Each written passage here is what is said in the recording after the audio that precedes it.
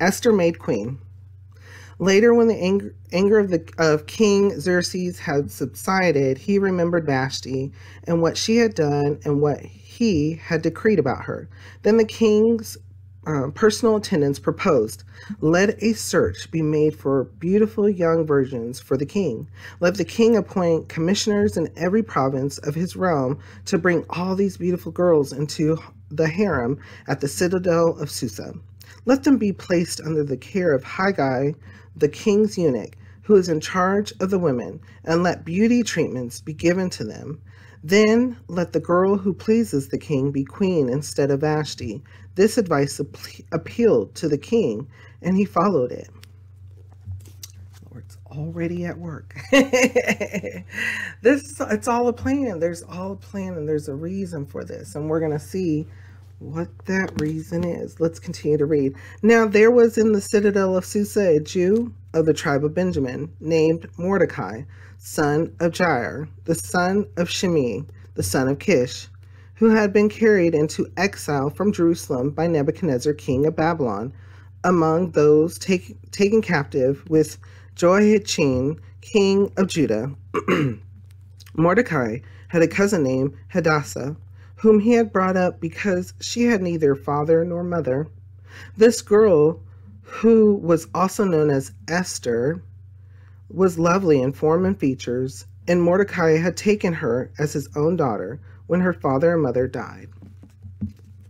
So right there, it's revealed that Esther has a Hebrew name, and her name is Hadassah, or if you know how to correctly pronounce it in Hebrew.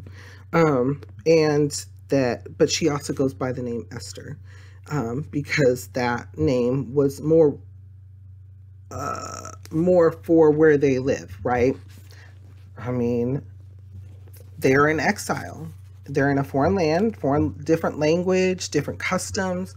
And so in order to, in some ways, conform, they gave themselves different names. In this case, Esther was the name given to his cousin. And so think about that.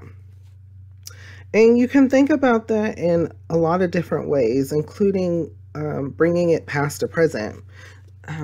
When people migrate to different areas, do they change their name? Do they?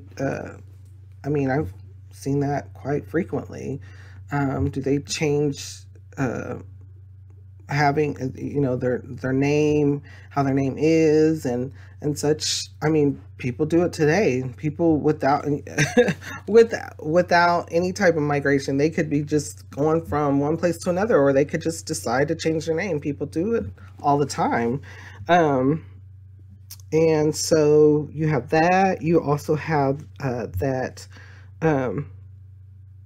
we are seeing that things are being put in place for a reason. That things are that are happening for a reason, and we're getting information. And pay attention to the details, because the details are very, very important throughout this. And so, as we can see, the king was upset, and so they told him, "Hey, why don't we do a search for a beautiful woman to come in, to come into basically a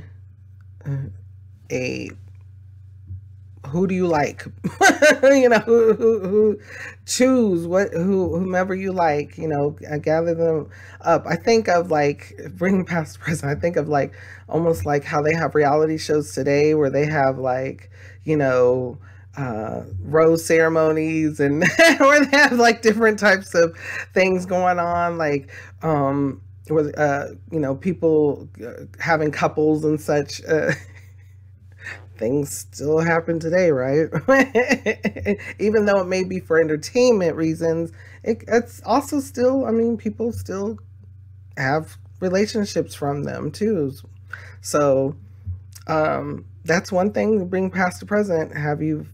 Is that like a brand new thought? No, there's nothing new under the sun. Everything that we know, that has been here on this earth is right here in this Bible. So, reading over this, what kind of thoughts or feelings come to your mind? How does it make you feel and what does it make you think?